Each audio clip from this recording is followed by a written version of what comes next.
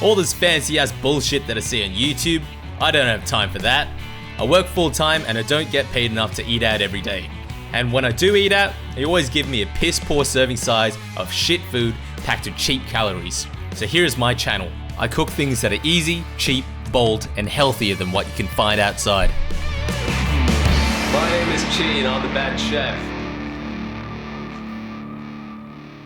Now that we're a few episodes in, I feel like I can address the obvious question that's being asked of me. Some of you have asked, Chi, sure you don't cook this elaborately every single night? And you'd be right, I do not. Sometimes I cook kind of a bit bigger because the meal can last me 3 to 4 days. But on other days I come back from work and I can't be asked to cook anything that takes more than 10 minutes. So today we're going to have a little sneak peek into one of these such meals. These quick calorie can't be asked sort of meals that take 10 minutes to make. Now, I'm too single to have the sort of body confidence that allows me to not go to the gym, nor have my standards eroded far enough for me to just accept constant meals of boiled chicken breast and brown rice for the rest of my life. So we're not going to do that today. We're not going to do that. I mean, why? Why are you doing this to yourself? There are so many tastier ways to get your gains than to overcrowd a pan full of dry ass chicken and then half boil it until it turns gray. I mean, it just makes me sad. So today I'm going to introduce you to my fastest and healthiest one. It's snapper and kale. Now, sea perch would have been my go-to for this one, but for some reason they've disappeared completely from the shelves in the markets. I don't know why. Maybe the supply chain was impacted by COVID. Maybe new studies came out showing that silver perch had the intelligence of Labradors or something. I don't really know. But regardless, we've substituted it with another whitefish that is just as beautiful to work with as silver perch. This is snapper, and today we're going to poach it.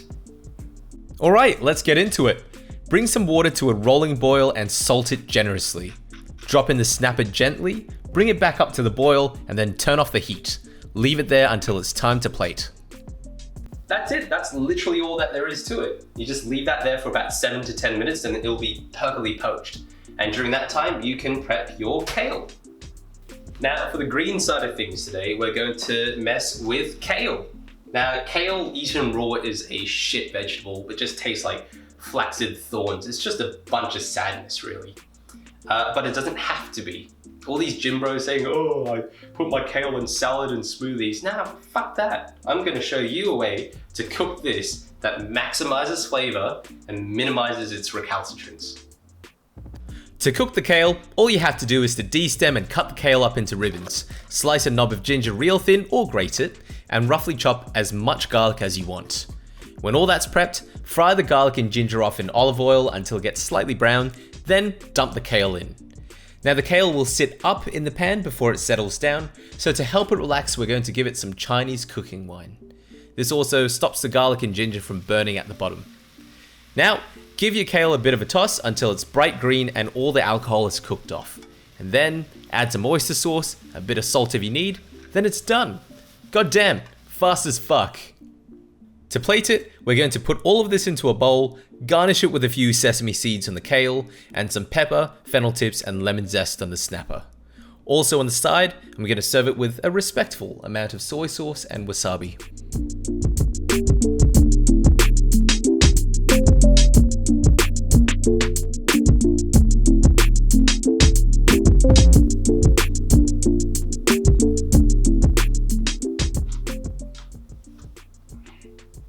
In terms of how it tastes, look, I'm not gonna dress it up for you guys. This isn't constructed to blow your mind.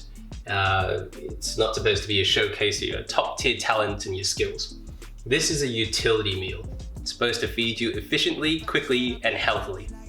But even as a utility meal, it's such a bright meal to have considering how responsible it is.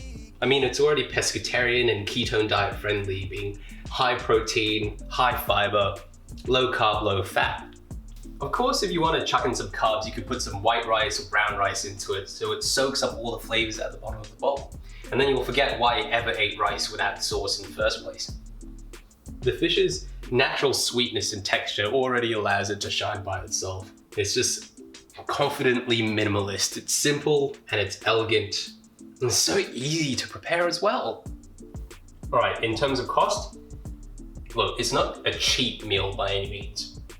Because I'm a big boy and I eat a lot, the fish was about $10 for 350 grams. The kale was about $3.50 for the entire bunch, plus some of the other bits and pieces.